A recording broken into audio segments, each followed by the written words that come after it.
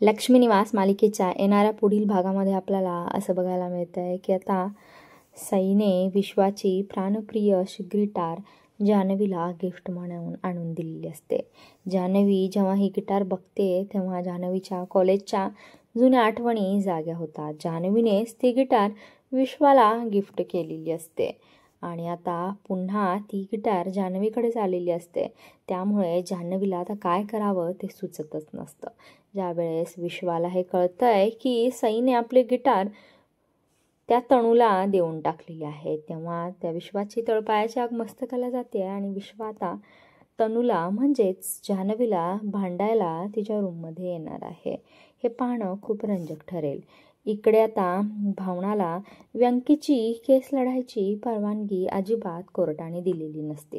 त्यामुळे भावना आणि सिद्धू प्रचंड दुःखी झालेले असतात. परंतु वकिलांनी म्हणजेच कालिंदी धर्माधिकारी वकिलांनी आता भावनाला आणि सिद्धूला एक जबरी ट्रिक सांगितलेली असते, जेणेकरून कोर्ट आता भावनाला व्यंकीची केस लढण्याची परवानगी देणार आहे.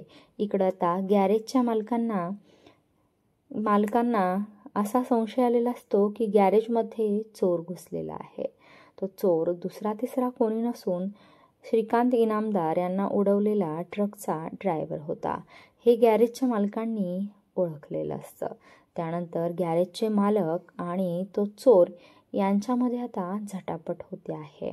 त्या चोराला आता भीती वाटते की हा म्हातारा आपलं नाव आता कोर्टामध्ये सांगेल आणि आपण खुनी म्हणून जेलमध्ये जाऊ. त्याच्यासाठी तो खुनी आता गॅरेजच्या मालकांचाच खून करणार आहे आणि त्यांचीच डेड बॉडी तो आता त्यांच्याच गाडीमध्ये ठेवणार आहे. काय तो खुनी आता भावना आणि सिद्धूला सापडेल का?